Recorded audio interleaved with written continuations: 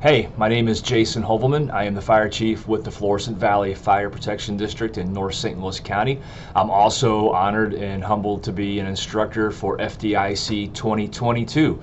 I'll be offering a classroom presentation on garden apartments, considerations for the 1st Due Battalion Chief.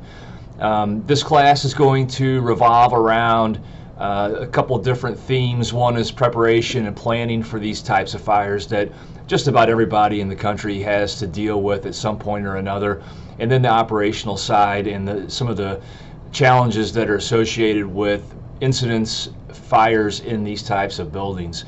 You know, one of the first things we'll do is we'll define and kind of wrap our heads around what is a garden apartment, because it gets defined in a lot of different ways, and depending on where you are in the country, it has a different meaning. But I tend to lean towards a definition that Francis Brannigan had in his book, and I've taken this from the 2nd edition, and he just simply says that these are garden apartments can be considered row houses, townhouses, quadruplexes, and all forms of low-rise combustible multiple dwellings, whether the occupants are owners or renters. And it's a really good definition, because garden apartments in and of themselves have a lot of very similar features, no matter where you are, how they're built, and how they're situated, and they cause us some significant challenges, especially from a command officer standpoint, to think about a lot of considerations.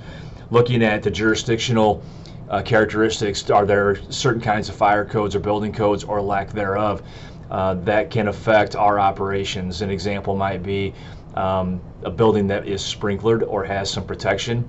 We may lose fire flow due to that, with the trade-off that's allowed in the fire codes. Also extended hallways and how that relates to deployment packages and rescues. Number of victims that are possible. It creates an incredible resource heavy issue for us, and we'll talk a little bit about how we deal with that.